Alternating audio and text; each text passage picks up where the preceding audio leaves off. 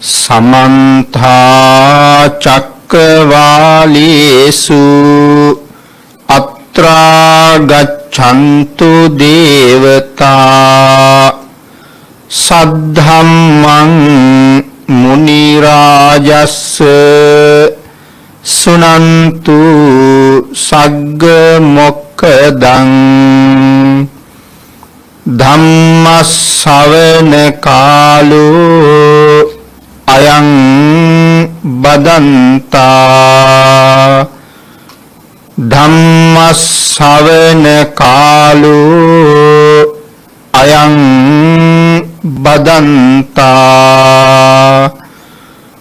ධම්මස්සවන කාලෝ අයං බදන්තා නමෝ තස්ස භගවතු අරහතු සබ්බ ධම්මේසු අප්පටිහත ඥානචාරස්ස දස බලධරස්ස චතු වේසාරජ්‍ය විසරදස්ස සබ්බ සත්තුත්තමස්ස ධම්මිස්සරස්ස ධම්මරාජස්ස ධම්මස්සාමිස්ස තථාගතස්ස සබ්බඤුනෝ සම්මා සම්බුද්දස්ස නමෝ තස්ස භගවතු අරහතු සබ්බ ධම්මේසු අප්පටිහත ඥානචාරස්ස දස බලධරස්ස චතු වේසාරජ්‍ය විසරදස්ස සබ්බ සත්තුත්තමස්ස ධම්මිස්සරස්ස ධම්මරාජස්ස ධම්මස්සාමිස්ස තථාගතස්ස සබ්බඤුනෝ සම්මා සම්බුද්දස්ස නමෝ තස්ස භගවතු අරහතු සබ්බ ධම්මේසු අප්පටිහත ඥානචාරස්ස දස බලධරස්ස චතු වේසාරජ්‍ය විසරදස්ස සබ්බ සත්තුත්තමස්ස ධම්මිස්සරස්ස ධම්මරාජස්ස ධම්මස්සාමිස්ස තථාගතස්ස සබ්බඤුනෝ සම්මා සම්බුද්දස්ස සද්ධර්ම ශ්‍රාවක කාරුණික ගුණගරුක බෞද්ධ පින්නතුනි බොහොම ශ්‍රද්ධාවෙන් යුක්තව මේ සියලු දෙනාම සූදානම් යෙන්නේ තිලෝගුරු සම්මා සම්බුදුරජාණන් වහන්සේ අප කෙරෙහි අනුකම්පාවෙන් අවබෝධ කරගෙන දේශනා කොට වදාළ පරම ගම්බීර වූ ශ්‍රී සද්ධර්ම රත්නයෙන් අබමල් රේණුවකටත් වඩා අඩු බොහෝම පුංචි කොටසක් දේශනා කරවගෙන ධර්ම ගෞරවයේ පෙරදරි කරගෙන දේශනාගත ධර්මයේ ශ්‍රවණය කරන්න.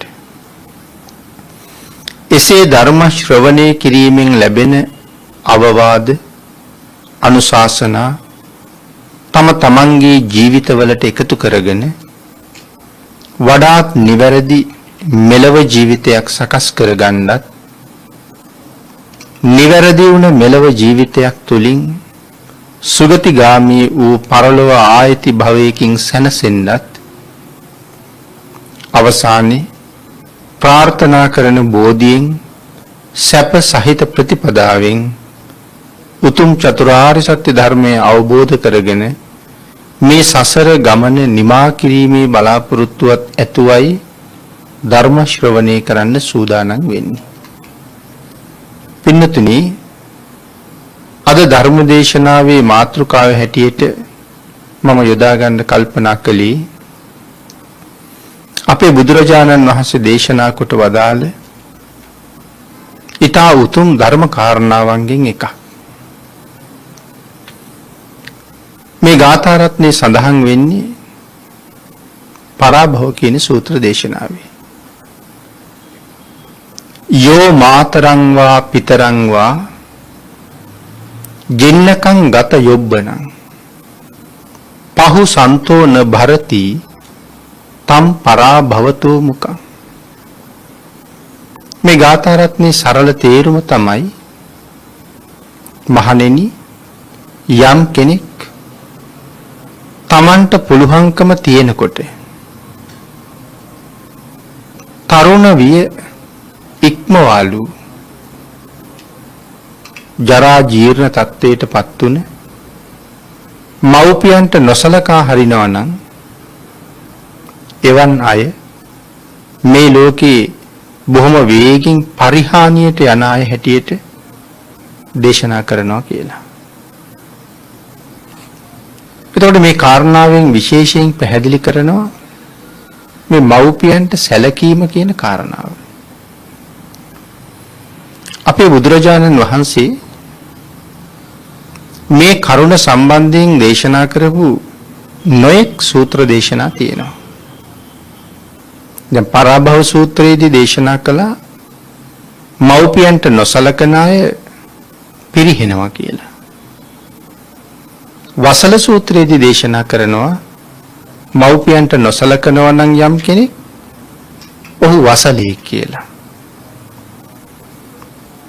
මහා මංගල සූත්‍රයේ දේශනා කරනවා යමෙක් මව්පියන්ට සලකනවා නම් ඒ මාතෘ පීතෘ උපස්ථානීය කියලා කියන්නේ උතුම් මංගල කාරණාවක් කියලා. ඒතකොට ලෝකේ එවන් ශ්‍රේෂ්ඨ මංගල කාරණා තියෙන්නේ 38ක්. එයින් මව්පියන්ට සැලකීම කියන එක කාරණාවක්. භාග්‍යතුන් වහන්සේ දේශනා කොට වදාළ ඔය සුප්පතිකාරක සූත්‍රයේ ආදී තවත් සූත්‍ර දේශනාවල් වලත් මේ මව්පිය උපස්ථානයේ පිළිබඳව බොහෝසේ කරුණු දැක්වුවා. දින්නාහම් භික්කවේ න සුප්පතිකාරකං වදාමි. මහණෙනි මම සඳහන් කරනවා මේ ලෝකේ ජීවත් වෙන දෙන්නෙකුට කවදාවත් උපස්ථාන කරලා ඉවරයක් කරන්න බෑ කියලා. දින්නාහම් භික්කවේ න සුප්පතිකාරකං වදාමි. කතමේ සං දින්නම් කවුදේ දෙන්නා මාතුච්ච පිතුච්ච අම්මා සහ තාත්තා. මේදී ආදී වශයෙන් පින්නතුනි තවත් කරුණු දක්වපු බොහෝ තැන් තියෙනවා. ඒකෙන් අපිට පැහැදිලි වෙන්නේ මාතෘ පීතෘ උපස්ථානය කියලා කියන්නේ මේ ලෝකේ ඊටාම ශ්‍රේෂ්ඨ පින්කමක් කියන එක. ඒ වගේම තමයි ජාතක පාළියේ බොහෝ තැන්වල මේ මව්පිය උපස්ථානයේ පිළිබඳව කරුණු මුල් කරගෙන භාග්‍යතුන් වහන්සේ දේශනා කොට වදාළ ජාතක කතා ගණනාවක්ම තියෙනවා. එයින් එක ජාතක කතාවක අන්තර්ගත කරුණු ටිකක් එකතු කරගෙන අපි මේ මව්පියන්ට සැලකීම කියන කාරණාව ටිකක් සාකච්ඡා කරමු.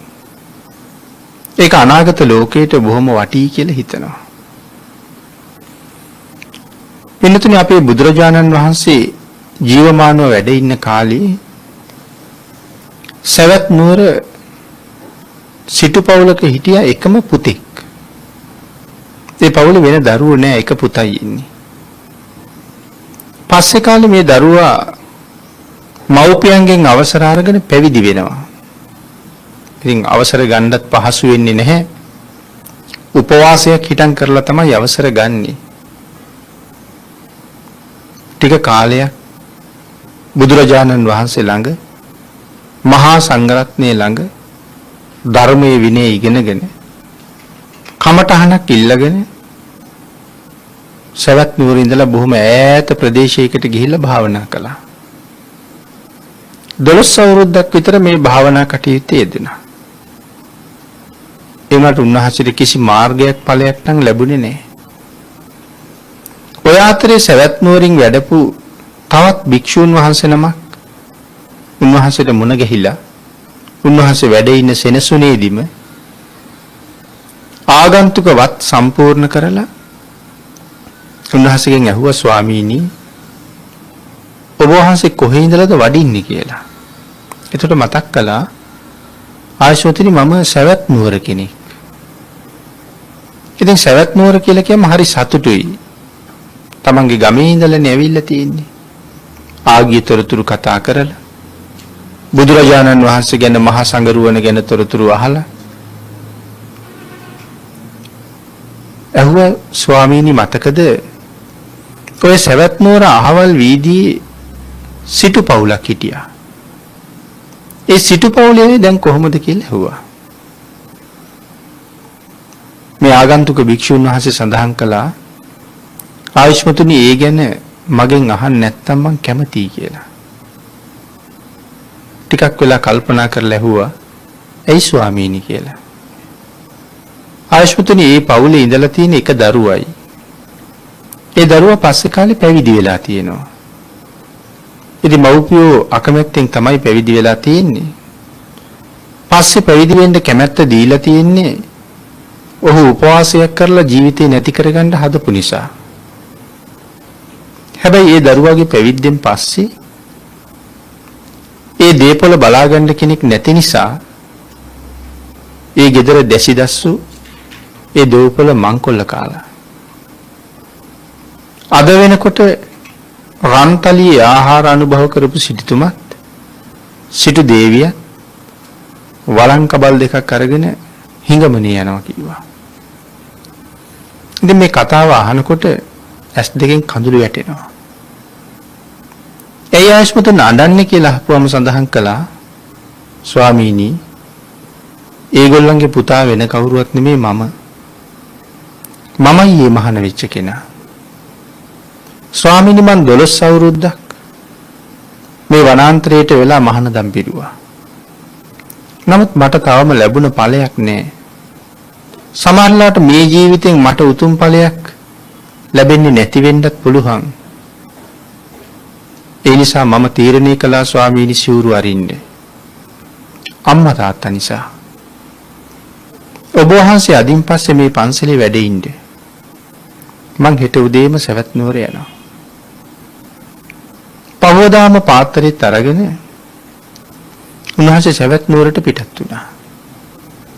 දින ගාණක් ගෙවලා සවැත් නුවරට ළඟා වෙලා සවැත් නුවර දෙමන් හන්දියේ නතර වෙලා කල්පනා කළා මේ පාරවල් දෙකින් එක පැත්තකට ගියොත් ජේතවනාරාමයට අනිත් පැත්තට ගියොත් සවැත් නුවර නගරේ පැත්ත.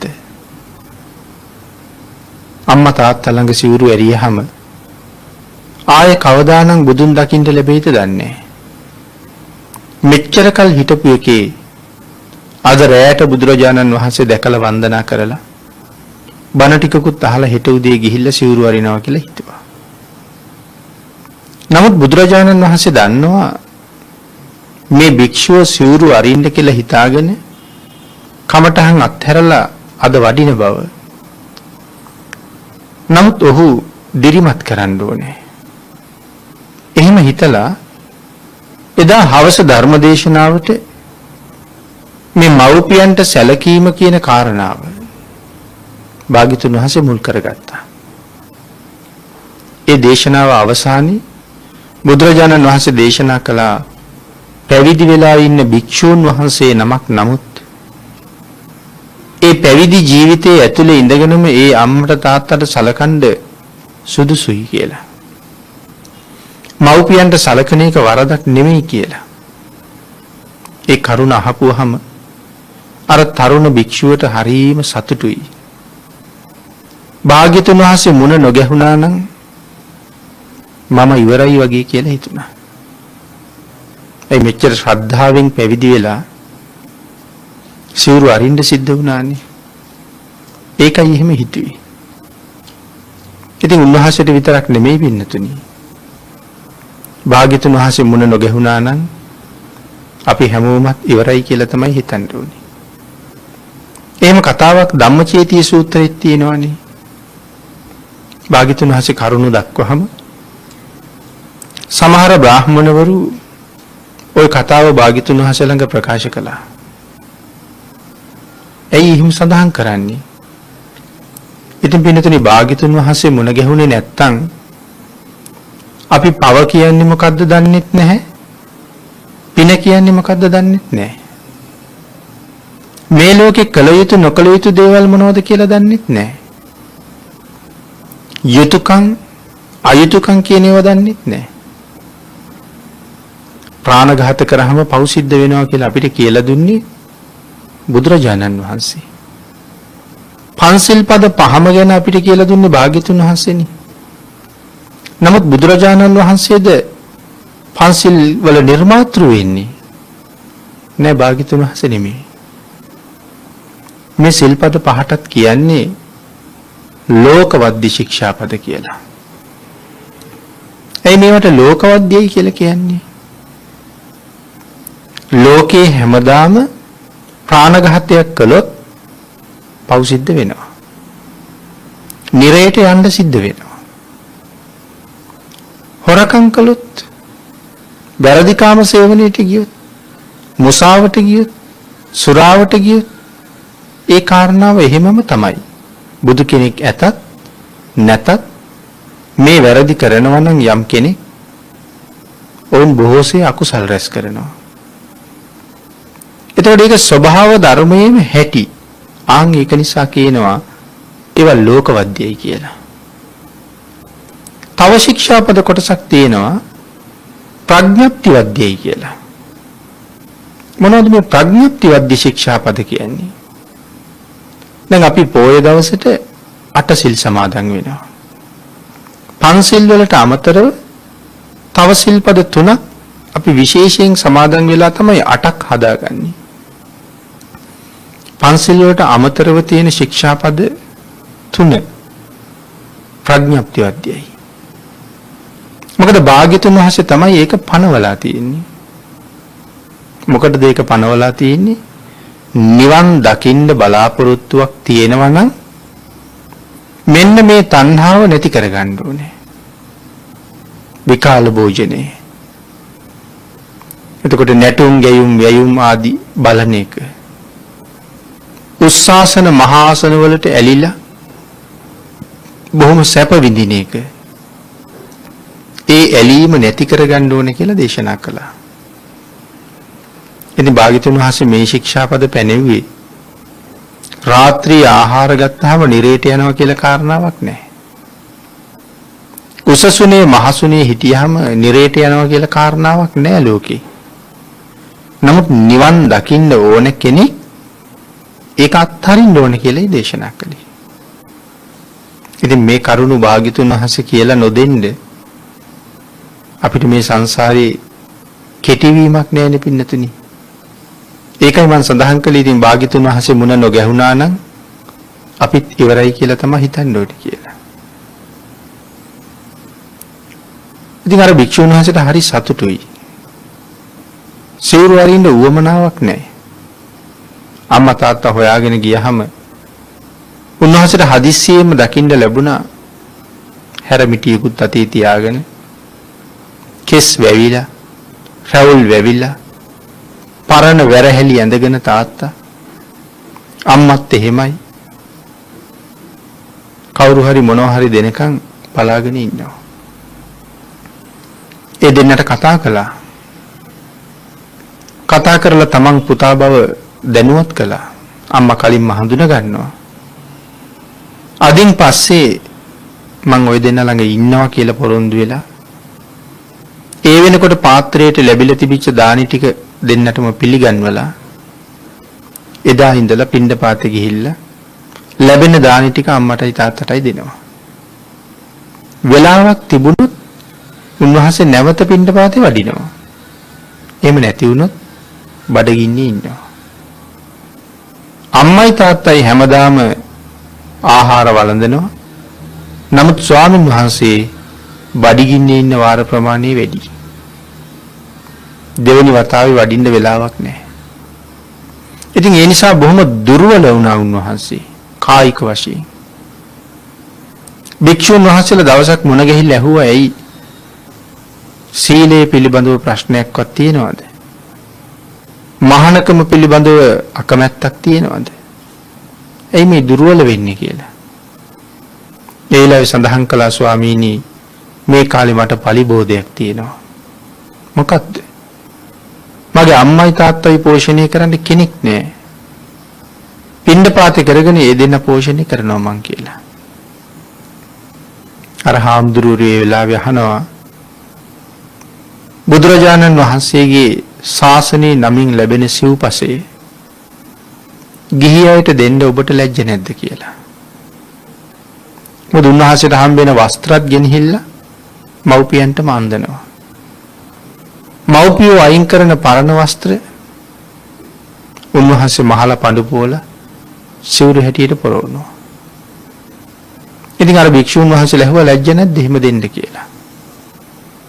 එතකොට එහෙම අහන්නේ ශාසන සන්තක දේවල් දෙන්න එපා කියලා බුදුරජාණන් වහන්සේ ශික්ෂාපද පනවලා තියෙනවා. මොකද ශාසන සන්තකයි කියලා කියන්නේ තනි පුද්ගලයෙකුට අයිති නෙමෙයිනේ. සමස්ත මහා සංඝරත්නයටම අයිති. ඒ හින්දා එහෙම තනි කැමැත්තට දෙන්න බෑ. එහෙම දෙනවා නම් ඒක ලොකු වරදක්. අපේ පින්නතුන් අහලා ඇති ඔය 21 අනේසන කියලා කාරණා 21ක් බුදුරජාණන් වහන්සේ පනවනවා. ඒ කාරණා අතරේ තමයි මේ කරුණක් තියෙන්නේ. ඉතින් ඔය වගේ කරුණු මුල් කරගෙන වෙන්න ඇති මේ භික්ෂුන් වහන්සේලා එහෙම ඇහුවේ. ඉතින් ඔය අහපු ප්‍රශ්නෙත් එක්ක හිත ටිකක් උන්වහන්සේගේ ආයෙත් කනස්සල්ලටපත් වුණා. මං වරදක්වත් කරනවද කියලා. නමුත් මව්පියන්ට සලකන්න කියලා භාග්‍යතුන් වහන්සේ දේශනා කරපු නිසා හිත කඩා වැටෙන්නේ නැහැ. හැබැයි මේ හාමුදුරුවෝ ගිහිල්ලා බුදුරජාණන් වහන්සේට මේ කාරණාව මතක් කරලා බුදුරජාණන් වහන්සේ අර හාමුදුරුවෝ අතේ පණිවිඩයක් ඇරියා ඒ භික්ෂුවට එන්න කියන්න කියලා. උන්වහන්සේ වැඩියා ඊට පස්සේ. උපස්ථාන ශාලාවේ භික්ෂුන් වහන්සේලා දහස් ගණන් රැස් වෙලා ඉන්න වෙලාවක්. ගිහි උපාසකවරුත් ඉන්නවා. බුදුරජාණන් වහන්සේ අර භික්ෂුවට කතා කරලා අහනවා ඇත්තද මේ කියන කතාව? සිව්පසේ ගෙනහිල්ලා ගිහි අය පෝෂණය කරනවා කියලා කියන්නේ. එහෙමයි ස්වාමීනි. මහණ ඔබ පෝෂණය කරන ඒ ගිහි අය කවුද කියලා ඇහුවා. ස්වාමීනි ඒ වෙන කවුරුවත් නෙමෙයි මගේ අම්මයි තාත්තයි. අපේ බුදුරජාණන් වහන්සේට දැන් උවමනාව තියෙනවා කරුණ මුල ඉඳලා දන්නවා. මේ කාරණාව හැම දිනාටම හොඳ ආදර්ශයක් කරන්න. මේ කරුණ පදනම් කරගෙන හැමෝටම ලොකු අවවාදයක් කරන්න. ඒ නිසා අපේ බුදුරජාණන් වහන්සේ තමන් වහන්සේගේ ශ්‍රී හස්තයන් දෙක එකතු කරලා අහසට උසවලා 3 වතාවක් සාදුකාර පැවැත්තුවා. 3 වතාවක් සාදුකාර පවත්වලා දේශනා කළා මහණ ඔබ හරි ශ්‍රේෂ්ඨ කෙනෙක්. ඔබ හරි උතුම් කෙනෙක්. මහණ ඔබ පෙර මම ගිය මග යන කෙනෙක්. මහණ පෙර සත්පුරුෂයෝ තිරිසන් ආත්මේ ඉපදිලා පවා මව්පියන් පෝෂණය කළා. මව්පියවත් හැරියේ නෑ කියලා. භික්ෂුන් වහන්සේලා ආරාධනාවක් කළා. ස්වාමීනි අතීත කතාව අපිට කියලා දෙන්න කියලා. ආන්ගේ ආරාධනාව මුල් කරගෙන තමයි සාලිකේදාර කියන ජාතක කතාව දේශනා කොට වදාළේ. භික්ෂුන් වහන්සේලාගේ ආරාධනාවෙන්. මහණෙනි අතීතේ රජගහනුවර මගධ රාජ්‍ය ආසන්න තිබුණා එක ගමක්. සාලින්දි කියලා ගමක්. ඒ ගමේ ජීවත් වුණා කෝසිය කියලා බ්‍රාහ්මණයෙක්. ඒ බ්‍රාහ්මණයට තිබුණා කිරිය දහසක කුඹුරක්. පින්නතර මේ කිරිය කියන වචනේ අපිට අද හරියටම විනිශ්චය කරන්න බෑ. මොකද්ද කිරිය කියන්නේ කියලා. සමහරට කිරියක් කියලා කියන්නේ අපි අද කතා කරන අක්කරයක් වගේ වෙන්නත් පුළුවන්. නමුත් අපි ධර්මයේ තියෙන වචනේම පාවිච්චි කරමු මේ කිරිය දහසක කුඹුරක්. මේ සාලින්දි සිටුවරයා මේ කිරිය දහසක් මුළු කුඹුරම හැල්වි වගා කිරුවා.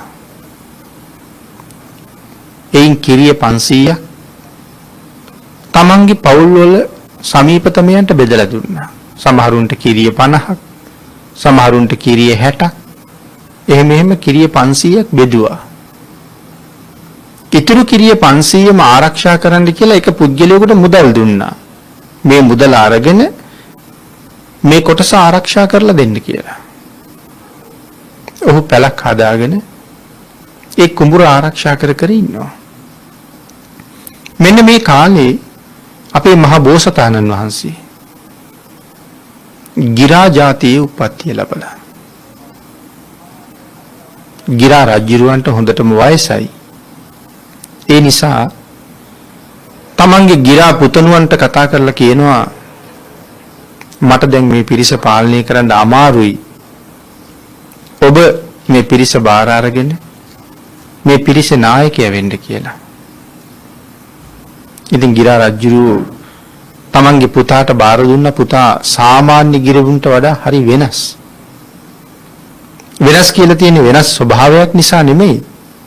සාමාන්‍ය ගිරයෙකුට වඩා හුඟක් ලොකුයි. මොණරෙකුට තරම් ආසන්න විශාල ඇඟක්. ඒ වගේම ඊටාම ලස්සනයි. මෙයා මේ රජුරු යටතේ ගිරව් 80000ක් ඉන්නවා. මේ ගිරව් 80000ක් ජීවත් වෙන ඉඹුල් වනයේ තියෙන්නේ මේ කුඹුර ළඟ. නමුත් ආහාර ගන්න දෙන්නේ හිමාලයට. එක දවසක් මේ රෑනේ ගිරව් කියනවා වෙනදනම් මේ කාලෙට මගද කුඹුර පැහෙනවා. මේ සැරෙත් පැහිලා ඇති කියලා. පහෝදා ගිරව් දෙන්නෙක් ගියා මගද කුඹුර පැහිලාද බලන්න. හොඳට පැහිලා. ඒ දෙන්න කුඹුරෙන් වී කාලා වී කරලක් කඩාගෙන ගෙනහිල්ලා රජ්ජුරුවන්ගේ පය පාමුල තිබ්බා. මෙන්න මේ වාගේ හැල් තමයි ස්වාමීනි මගද කුඹුරේ මේ කාලේ තියෙන්නේ. දැන් එදා ඉඳලා හිමාලයට යන්නේ නැහැ. අර කුඹුරට එනවා. මේගොල්ලෝ ඇවිල්ලා වහන්නෙම අර කිරිය 500ක් තනියම බලා ගන්න පුද්ගලයා බලා ගන්න කොටසේ. ඉතින් නිතරම ගිරව් පන්නනවා. ඉන්නතේ පන්නන්න බෑනේ ගිරව් 80000ක් කියලා කියහම. කොහෙන් ඉවර කරන්නද පන්නලා? කුඹුර බලා ගන්න කෙනා කල්පනා කළා මෙච්චර ප්‍රමාණයක් වී කන්න ගත්තොත් ඉක්මනට කුඹුර වී ටික ඉවර කරයි. අන්තිමට මට සිද්ධ වෙයි බ්‍රාහ්මණයට ණය ගෙවන්න. එහිඳ එක දවසක් හැල් කරල් මිටකුත් අරගෙන තෑගි භෝගත් අරගෙන බ්‍රාහ්මණයා ළඟට ගිහිල්ලා වැඳලා කතා කරාම ඇහුවා කොහොමද කුඹුර පැහිලාද කියලා. එහෙමයි ස්වාමීනි. මේ තියෙන්නේ කුඹුරේ වී කරල්. මේ තරම් හොඳට කුඹුර පැහිලායි තියෙන්නේ. නමුත් ස්වාමීනි ලොකු වසංගතයක් තියෙනවා. මොකද්ද කියලා ඇහුවා. ගිරා වසංගතයක්. විශාල ගිරව් රෑනක් ඇවිල්ලා ස්වාමීනි කරල් කනවා. මොන ක්‍රමෙන්වත් බේරන්න බෑ. සමහර වුණනම් වී අනුභව කරලා බඩ පුරවගෙන කටේ මොකවත් නැතුවම යනවා. ස්වාමීනි ලොකු ගිරවෙක් ඉන්නවා. ඔහු අනුභව කරලා යනකොට කරල් කීපයක් අරගෙනත් යනවා. මේ ලොකු ගිරවෙක් ඉන්නවා කියනකොට බ්‍රාහ්මණතුමාට ලොකු ආදරයක් ඇති වුණා. අර පුරුෂයාට ඒ බව කිව්වේ නැහැ. නමුත් කිව්වා ඔබ දන්නවද උගුල් හදන්න කියලා ඇහුවා. දන්නවා කියහම සඳහන් කළා එහෙනම් ඒ ලොකු ගිරව අල්ලන්න කියලා. අස්සයන්ගේ ඇඟේ තියෙන ලෝම අරගෙන ඒ ලෝම වලින් පොඩි නූල් හදලා ඒ නූල් වලින් තමයි උගුල හැදුවේ. තැන් තැන් වල මදු දාලා තියෙනවා. එක දවසක් හරියටම ගිරා රජුරුව එකට බැඳුනා. ගිරා රජුරුව කල්පනා කරනවා මම දැන් මරණ බයෙන් කෑ ගැහුවොත් මේ පිරිස බඩගින්නෙම යනවා. ඒ හින්දා මේ අය බඩ පුරව ගන්නකම් ඉන්නවා කියලා එහෙමම උගුලට වෙලා ඉඳලා දැන් නම් බඩවල් පිරීලා ඇති කියලා හිතුනහම කෑ ගැහුවා. ඔක්කොම මරණ බයෙන් ඉගිල්ලිලා ගියා. ගිරා රජුරුව තනි වුණා කුඹුරේ. ගිරව් එකපාරම ඉගිල්ලෙන සද්දෙටත් එක ගිරවෙකුගේ කෑ ගහන හඬත් ඇහිලා අර පුරුෂයා ඇවිල්ලා බලහම යම් ගිරවෙක් ඇල්ලීම සඳහා මද්දක් දැම්මද බලාපොරොත්තු ගිරවම අහුවෙලා හිටියා. මද්ද පිටින්ම අරගෙන සිටුවරයා ගාවට ගෙනිච්චා. සිටුවරයාට ගිරව දැකලා හරි සතුටුයි. සිටුවරයා ගිරව වඩාගෙන උකුලේ තියාගෙන ගිරවගෙන් අහනවා අනික් අය නම් ඇවිල්ලා වී කාලා යනවා කියලා කීවා. නමුත් උඹ කාලා අරගෙනත් යනවා කියලායි මට ආරංචි. ගිරා පොතකේ ඔබට මගෙත් එක්ක අමනාපයක් තියෙනවද මගේ කුඹුර කාලා අරගෙනත් යන්නේ? එහෙම නැත්නම් ගිහිල්ලා පුරවන්න අටුකොටුමකවත් හදලා තියනවද කියලා ඇහුවා. ඒ වෙලාවේ පින්නතුනි ගිරා රජුරෝ උත්තර තුනක් දෙනවා. මනුස්ස භාෂාවෙන්ම තමයි කතා කරන්නේ. ජාතක පාළියේ හරි කලාතුරකින් තමයි සතෙක් මනුස්ස භාෂාවෙන් කතා කළා කියලා සඳහන් කරන්නේ. නමුත් අපි දන්නවා සාමාන්‍ය ගිරව් මනුස්ස භාෂාවෙන් කතා කරනවා. නමුත් සත්තු කතා කරපු චරිත අහනකොට සමහර අයට මේවා ඇත්තද කියලාත් හිතෙනවා. නමුත් ඒවටත් උත්තර ඕන තරම් ධර්මයේ තුල තියෙනවා. විශේෂයෙන් පැහැදිලි කරනවා අතීතේ මිනිස්සු හරි ප්‍රඥාවන්තයි කියලා. ඒ අයට භාෂා ගොඩක් තේරෙනවා. ආන්ගේ තේරෙන භාෂාවල් අතර සත්තුන්ගේ භාෂාවක් තේරෙනවා සමහර අයට. ඒ සත්තු කතා කළා කියන්නේ මනුස්ස භාෂාවෙන් නෙමෙයි. සත්තුන්ගේ හඬින්මයි කතා කරන්නේ. නමුත් මිනිස්සුන්ට ඒක තේරෙනවා. නමුත් මෙතන සඳහන් කරනවා මේ ගිරව මනුස්ස භාෂාවෙන්ම කතා කළා කියලා. කතා කරලා කියනවා සිටුතුමනි මට ඔබත් එක්ක වෛරසිතක් ඇති කරගන්න අමනාපයක් ඇති කරගන්න කිසිම හේතුවක් නැහැ. ඔබයි මමයි අතර කිසිම සම්බන්ධයක් නැහැ. ඉතින් ඒ නිසා අමනාප වෙන්න දෙයක් නැහැ අපි දෙන්නට. දෙවනුව සඳහන් කරනවා සිටුතුමනි මට ගෙනහිල්ලා පුරවන්න අටුකොටුත් නැහැ කියලා. සිටුතුමා අහනවා එහෙනම් අරගෙන යන්නේ මොකටද කියලා. හරි ලස්සන උත්තරයක් දුන්නා. සිටුතුමනි මට මේ වී කරල් අරගෙන ගිහිල්ලා ණයකට දෙන්න තියෙනවා. ඒ වගේම තමයි ණයක් ගෙවන්නත් තියෙනවා. තුන්වෙනි කාරණාවකුත් සඳහන් කරනවා නිදහනයක් තැම්පත් කරන්නත් තියෙනවා. ණයකට දෙන්න තියෙනවා. ණයක් ගෙවන්න තියෙනවා.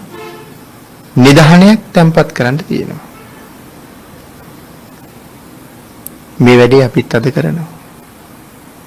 හැබැයි මේ විදිහට අපිට තේරෙන්නේ නැති හින්දායි දන්නේ නැත්තේ. සිටුතුමා අහනවා ඔබ කාටද ණයට දෙන්නේ? ගිරා රජුරු කියනවා මට ඉන්නවා දරුවෝ ටිකක්. උන්ට තව තටු ගහලා ඉගිල්ලෙන්න බෑ. මම ගෙනහිල්ලා දුන්නේ නැත්තම් උන්ට කණ්ඩ දෙන්න වෙන කෙනෙක් නැහැ. හැබැයි මං උන්ට ණයටනේ දෙන්නේ. ඇයි ණයට දෙන්නේ දරුවන්ට? බලාපොරොත්තුවක් තියනවා සිටුතුමනි. මම වයසට ගියපු දවසට ඒ දරුවෝ මටත් සලකයි කියලා. ඒකයි ණය. ඊළඟට සඳහන් කළා ණයක් ගෙවන්නත් තියෙනවා. කාගෙන් ණයට අරන්ද ගෙවන්න තියෙන්නේ කියලා ඇහුවා. සිටුතුමනි මගේ අම්මා තාත්තා දෙන්නම ඉන්නවා. ඒ දෙන්නම දැන් හොඳටම වයසයි. ඒ දෙන්නටම කෑම හොයාගෙන තනියම ඉගිල්ලෙන්න බෑ දැන්. නමුත් මං කුඩා කාලේ මට කවල පෝල රැකවරණේ දීලා පෝෂණය කළා. එහෙම කළේ ඒ දෙන්නට බැරි වෙච්ච දවසට මං සලකයි කියලා බලාපොරොත්තුකුත් තියාගෙන. ආන්ගේ ණය මම දැන් ගෙවනවා කියලා සඳහන් කළා. නිධානයක් තැන්පත් කරනවා කියලා කීවේ මගේ රෑනේ ඉන්නවා දරුවෝ විසින් අත්හැරලා දාපු නමුත් අසරණ වෙච්ච වයසක ගිරව් වගේක්. ඒගොල්ලන්ට කණ්ඩ දෙන්න කෙනෙක් නැහැ. මගේ දරුවන්ටත් දීලා අම්මට තාත්තටත් දීලා ඉතුරු ටික ගෙනහිල්ලා මං ඒ අයට දෙනවා.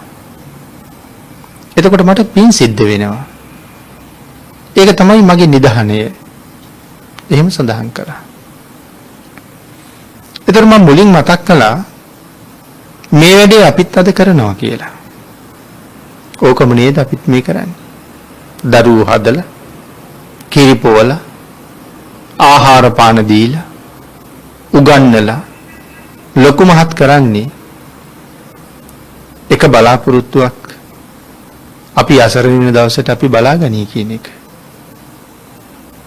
අපේ අම්මා තාත්තා අපි හැදුවෙත් එහෙමනේ. ඒ හින්දා අපි අද මව්පියන්ට අනිවාර්යෙන් සත්කාර කළ යුතුයි. ඒ අපි කරන්නේත් ණය ගෙවන එක. පින්නතුනි දරුවෝ සලකන්නේ නැති ගිරව් ඉන්නවා වගේම දරුවෝ සලකන්නේ නැති මව්පියෝ කොච්චර ඉන්නවද? වැඩිහිටි නිවාස වලට අපි ගිහිල්ලා කෙස් රැවුල් කපලා අලුත් ඇඳුම් අඳවලා කෑම බීම දීලා අපි පින් කරගෙන එනවා. දරුවන්ගේ උපන්දින වලට ඒ වාගේ තැන් වලට ගිහිල්ලා සලකලා අපි දරුවන්ට ආශිර්වාද කරනවා. අම්මට තාත්තට පින් දෙන්න වැඩිහිටි නිවාසයට දානයක් දීලා අපි පින් අනුමෝදන් කරනවා. එතකොට මේ කාත් කවුරුවත් නැති අයට සලකලා අපිත් පිනක් කරගන්නවා. එතකොට මේ කාරණා දෙකේ වෙනසක් තියෙනවද? කිසිම වෙනසක් නැහැ. මේ කරුණු ටික සඳහන් කරාම සිටුවරයා කියනවා ගිරාපෝතකය මං අද සතුටු වෙන දවස් වලින් වඩා උසස් දවසක්. පක්ෂීන් අතරේ උසස්ම පක්ෂියා මං අද දැක්කා. උඹ මේ ලෝකේ හරි ශ්‍රේෂ්ඨ පක්ෂියෙක්. එහෙම කියලා අර මද්ද ලෙහලා සිය වතාවක් පැසවලා සකස් කරගත්තේ. ඖෂධීය තෙල් අරගෙන ඇවිල්ලා ගිරා රජුරුවන්ගේ පාදවල ආලේප කළා. සිටු මාලිගාවේ තිබිච්ච උසස්ම ආසනයක් මත ගිරා රජුරු වඩා හිඳෙව්වා. විලඳයි මේ පැණි අනලා ගිරා රජුරුවන්ට කණ්ඩ දුන්නා. හකුරු ආදියත් ගෙනල්ලා දුන්නා. ගෙනල්ලා දීලා කියනවා සත්පුරුෂයාණෙනි කිරිය 1000ක් මගේ මගද කුඹුර. ඔබටත් ඔබේ පිරිසටත් මම මේ මුළු කිරිය 1000ම පවරලා දෙනවා. අදින් පස්සේ සිත්සේ ඇවිල්ලා මේ කිරිය 1000ගෙම තියෙන හැල්වි ඔබ සතුයි ඒ හින්දා අනුභව කරන්න. අරගෙන යන්න. මව්පියන් පෝෂණය කරන්න.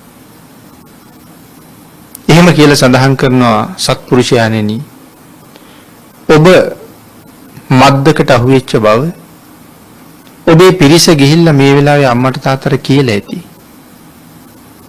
අම්මා තාත්තා ඔබේ දරුවෝ පුතා නැති නිසා තාත්තා නැති නිසා මේ වෙනකොටත් ඇස්වල කඳුළු පුරවගෙන අඬනවා ඇති. පරක්කු වෙන්නේ නැතුව යන්න. ඒගොල්ලන්ගේ ඇස්වල තියෙන කඳුළු පිහින්ද ඔබ ආපු බව ඒ අයට දැනුවත් කරන්න කියලා කිව්වා. ගිරා රජුරු කල්පනා කළා මේ තරම් උපකාරයක් මේ සිටුවරයා මට කළා. මමත් මොහුට උපකාරයක් කරලා යන්න ඕනේ. සිටුතුමාට කතා කරලා කියනවා සිටුතුමනි ප්‍රමාද වෙන්න එපා. අප්‍රමාදී වෙන්න. මනුෂ්‍ය ජීවිතේ හරි දුර්ලභ එකක් සිටුතුමනි. දුර්ලභව ලැබිච්ච මනුෂ්‍ය ජීවිතයෙන් වහවහ ඵල නෙලන්න. නිතර නිතර කුසලයට යොමු වෙන්න. දඬු මුගුරු ගත්තේ නැති වුන් හොයලා ඒ අයට වහවහ දන් දෙන්න. සසර මඟ සුවපත් කරගන්න. එහෙම අවවාද කළා. සිටුතුමා ඒ අවවාද ඉස්මුදුරින් පිළිගත්තා. සිටුතුමාට කියනවා සිටුතුමනි මට මේ මුළු කුඹුරම එපා. මට ඒක හුඟක් වැඩි. ඔබ මට දෙන කිරිය 1000න් මං කිරිය 8ක් ගන්නම්. ඊටු සියල්ලම ඔබ ආපහු ගන්න. ඒ ධනෙන් දම්පැන් දීලා කුසල් සම්පූර්ණ කරගෙන සසර සුවපත් කරගන්න. සිටුතුමාට අවවාද කරලා ගිරා රජුරුව තමන්ගේ පිරිස අතරට ගියා. පිරිස හැමෝම ඇවිල්ලා ගිරා රජුරුවන්ට කතා කරනවා කොහොමද ස්වාමීනි බේරිලා ආවේ?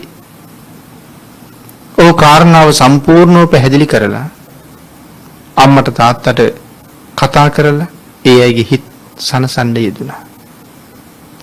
මේ කියන කාරණාව මුල් කරගෙන අපේ බුදුරජාණන් වහන්සේ එදා දීර්ඝ අනුශාසනාවක් කළා.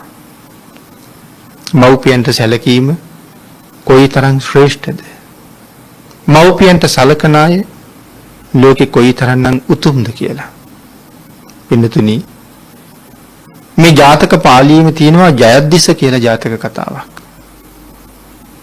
ඒ ජාතක කතාවේ රජුරුවන්ගේ පුතා ජයද්දිස රජුරුවන්ගේ පුතා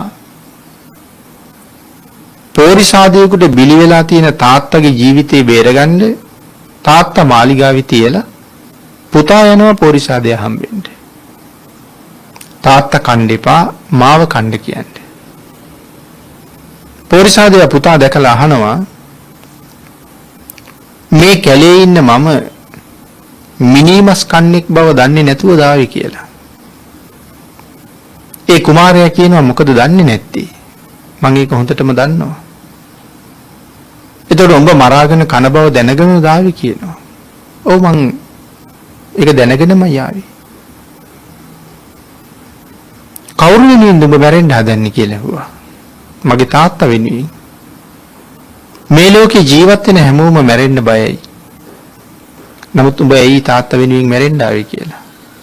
මේ කුමාරයා කියනවා ස්වර්ගයට යන්න තියෙන හොඳම පාර ඒක.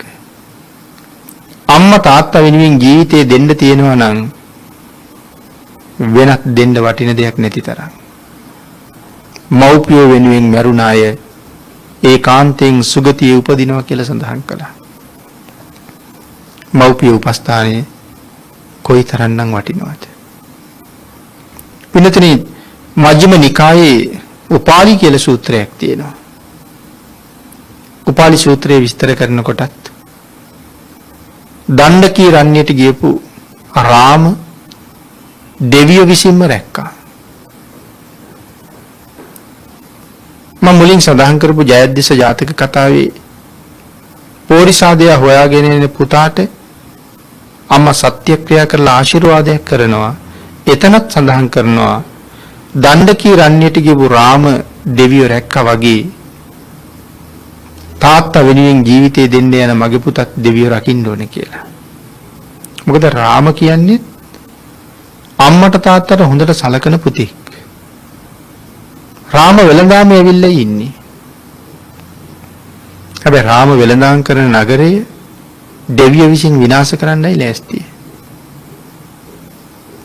ඉතින් මේ මුළු රාජ්‍යම දෙවියෝ විනාශ කළා. රාජ්‍යයේ ඉන්න මිනිස්සු ඔක්කොම කෑලි කෑලි වලට කැපිලා මැරුණා. ඊට පස්සේ දෙවියෝ විසින් වැලි වරුසාවක් වස්සවල අඩි ගාණක් මුළු රාජ්‍යම වහලා දැම්මා. මිනි වලලන්න කාටවත් ඉඩ තිබ්බේ නැහැ. ඊටාම උසස් සිල් ගුණ රකින්න ඍෂිවරයෙකුට කරපු අපරාධයක් නිසා දෙවියන්ගේ කෝපයක් එතන තිබුණේ. නමුත් දෙවියෝ කල්පනා කළා මේ අම්මා තාත්තා පෝෂණය කරන රාම මේ දවස්වල මේ ප්‍රදේශයේ ඉන්නවා. මව්පියෝ රකින්න රාම මරලා බෑ. ඒ හින්දා අර රාජ්‍ය ආයුධ වලින් කපලා කොටලා විනාශ කරන වෙලාවේ දෙවියෝ විසින් රාම ගෙනහිල්ලා අම්මටම බාර දෙනවා. මව්පියන්ට සලකන නිසා. මේ වගේ කරුණු පින්නතුනි ඊටා විශාල වශයෙන් ධර්මයේ තුල අන්තර්ගතයි. මනුස්ස ජීවිතයක් ලෝකේ පරම දුර්ලභ ජීවිතයක්. නිතර බණ අහන නිසා මනුස්ස ජීවිතයේ කොච්චර දුර්ලභද කියලා භාග්‍යතුන් වහන්සේ දේශනා කරපු තැන් ධර්ම දේශනා වලින්ම බොහොම තරම් අහලා ඇති. ඒ දුර්ලභ මනුස්ස ජීවිතයෙන් තමයි කවදා හරි මේ සසර ඉම හොයාගන්න අපිට කටයුතු කරන්න අවස්ථාව ලැබෙන්නේ. අබුද්ධෝත්පාද කාලයක ලැබෙන මනුස්ස ජීවිතයකට වඩා බුද්ධෝත්පාදයක ලැබෙන මනුස්ස ජීවිතය මොනතරම්නම් ශ්‍රේෂ්ඨද? වෙනතුනි බුද්ධෝත්පාදයක මනුස්ස ජීවිතයක් අපට දුන්නේ අපි කතා කරන අපේ අම්මයි තාත්තයි. බුද්ධෝත්පාදයක නමුත් සසර බොහෝම පින් කරලා තමයි මාතෘ ගර්භයක් හොයාගෙන උපදින්න ලැබෙන්නේ. ඒ පින කොච්චරද කියලා කියන්න බැරි තරම්. නමුත් එයින් මනුලව එළිය දකින්න වාසනාව දකින්නෙත් තවත් පින් තිබුණ පිරිසක් විතරයි. සමහර අය මවගේ කුස ඇතුළෙම දිය වෙලා යනවා. සමහර අය තවත් නොඑක් පාපකාරී ක්‍රියාවන් මගින් කුසෙන් අයින් කරලා දානවා. එහෙම අයට ඒ ලැබුණ වාසනාවක් නැතුව යනවා.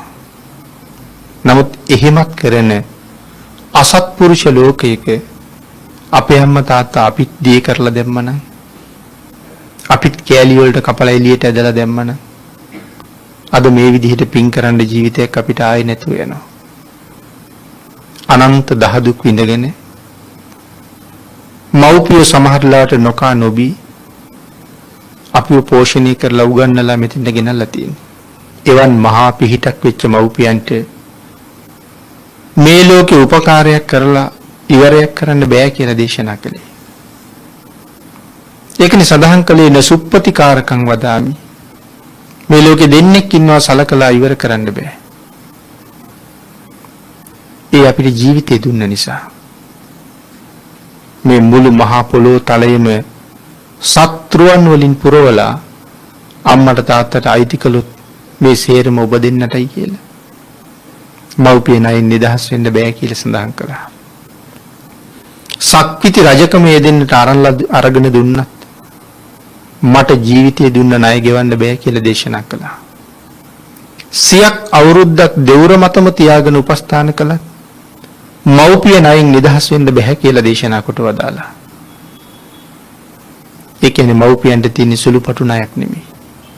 මෙතන මව්පිය ණයින් නිදහස් වෙන්න බෑ කියලා සඳහන් කරාම එච්චර සලකලත් දේශනාවේ තියෙන්නේ අම්මා දුන්න එක කිරි බින්දුවක ණය ගෙවන්න බෑ කියලා.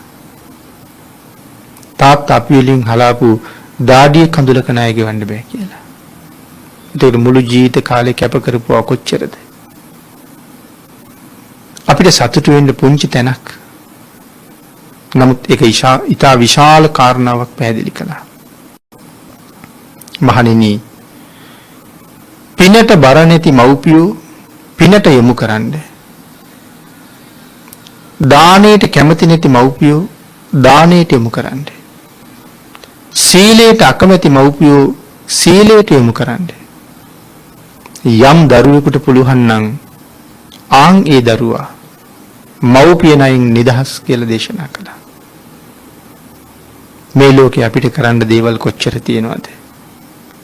ඒ අතර මෙවන් උතුම් කාර්යයන් සම්පූර්ණ කරගත්තාම අපි ලබාගත් උතුම් මනුෂ්‍ය ජීවිතයත් පින්නතුනි හරි ශ්‍රේෂ්ඨයි, සම්පූර්ණයි. උතුම් සත්පුරුෂයන්ගේ සාදුකාරයට භාජනය වුණ එවන් උතුම් ක්‍රියාවන් සම්පූර්ණ කරන්න අවස්ථාව ලැබිලා තියෙන මොහොතේ එක මොහොතක්වත් ඒ මොහොත අත්නොහරින්න අපි කල්පනා කරන්න ඕනේ. සත්පුරුෂෝ මව්පියෝ වෙනුවෙන් ජීවිතෙත් දෙන්න කැප වෙලා තියෙනකොට අපි හොයාගත්ත දෙයින් ආහාර සපයලා දීලා බේත් හේත් සපේලා දීලා වස්ත්‍රාභරණ සපේලා දීලා හිතේ සතුට ඇති කරවන්න අපිට කොයිතරම් පින් ලැබෙන අවස්ථාවක්ද. ඒක හැමදාම ජීවිතේ ලැබෙන භාග්යක් නෙමෙයි, පොඩි කාලයක් ලැබෙන භාග්යක්. ඒකෙන් ප්‍රයෝජන ගන්න අපිත් හිතන්න ඕනේ. බාල පරපුරට ඒක උගන්වන්න ඕනේ. මේ උතුම් ධර්ම කාරණාව ලෝකයට දානය කරවලා මේ පින්තුන් රැස් කරගන්නේ නිමක් නැති මහ කුසල කර්මයක්. ඒ උතුම් පින්කම සම්පූර්ණ කරමින් අද ධර්ම දේශනාවේ දායකත්වයේ දරන සදහවත් දායක පින්වත් පිරිස විජේසුන්දර මෑණියන් සහ පියාණන් ඇතුළු පවුලේ දූදරු පිරිස විසින් නම්බර 73 කෝංගහ කොටුව පොලේවත්ත මීවැව කළුගමුව කියන ලිපිනෙහි පදිංචි දායක පිරිස තමයි අද ධර්ම දේශනාවේ දායකත්වයේ දරන්නේ. උතුම් අරමුණු කීපයක් සිහිපත් කරනවා. 2021 3 මාසයේ 21 වන දිනට උපන් දිනයේ යෙදුන WK කරුණාවති මෑණියන්ට ආශිර්වාද කිරීමත් ගුණරත්න පියාණන්ට චන්ද්‍රවති මෑණියන්ටද ජුවානිස් පියාණන්ටද හේමාවති මෑණියන්ටද යුද්ධයෙන් මියගිය WK විමලදාස සහෝදරයාටද මේ අවස්ථාවට පැමිණ සිටින සියලුම ඥාතීන්ගේ නමින් මියගිය සියලුම ඥාති මිත්‍රාදීන්ටද මේ උතුම් ධර්ම දානමය පින්කමින් රැස් කරගත්ත මහානුභාව සම්පන්න කුසලයේ අනුමෝදන් වේවා කියලා ප්‍රාර්ථනා කරනවා. ඊට අමතරව සෙත් ප්‍රාර්ථනා කරනවා WK කරුණාවති මෑණියන්ට, WK සිරිසේන පියාණන්ට, සුජීවත්ව සිටින දූදරු මුණුබුරු මිනිබිරියන්ට, පැමිණ සිටින සියලුම ඥාති හිතවතුන්ට, රටදේ වෙනුවෙන් දිවිපිදු සියලුම රණවිරුවන්ට පින් අනුමෝදන් කරන අතර දේශකයන්න් වහන්සේට නිදුක් නිරෝගී සුව ප්‍රාර්ථනා කරමින් තව දුරටත් මෙවන් උතුම් ශාසනික කර්තව්‍යයන් සිදු කරන්නේ රත්නත්‍රී ආශිර්වාදය ලැබේවා කියලා බොහොම සත්පුරුෂ ලීලාවෙන් අපටත් ආශිර්වාද කරනවා. සියලු දෙනාටම උතුම් චතුරාර්ය සත්‍ය ධර්මය අවබෝධ කර ගැනීම සඳහා මේ කුසල කර්මයේ හේතු වේවා කියලා ප්‍රාර්ථනා කරනවා. පින්නතුනි, විජේසුන්දර මෑණියන් සහ පියාණන් ඇතුළු පවුලේ දූ දරුවන් විසින් පින් අනුමෝදන් කළ සියලු දෙනාටම පින් අනුමෝදන් වේවා. ආශිර්වාද කළ සියලු දෙනාටම රත්නත්‍රී ආශිර්වාදයෙන් නිදුක් නිරෝගී භාවයේ චිරජීවනයේ උදා වේවා. ඊ타ම ඉක්මන් භවයක ඊ타මත්ම කෙටි කාලයකින් සැප සහිත ප්‍රතිපදාවකින් ප්‍රාර්ථනා කරන බෝධියෙන් ඒ උතුම් අමා මහ නිවනින් සැනසෙන්න මේ උතුම් සද්ධර්ම දානානි සංසයත් සද්ධර්ම ශ්‍රවණානි සංසයත් හේතු වාසනා වේවා කියලා නැවත ප්‍රාර්ථනා කරනවා. ආකාශට්ඨා ච බුම්මට්ඨා දේවා නාග මහිද්దికා පුඤ්ඤන්තං අනුමෝදිත්වා චිරං රක්ඛන්තු ලෝක සාසනං දේවෝ වස්සතු කාලේන සස්්‍ය සම්පatti හේතුච පීතෝ භවතු ලෝකෝච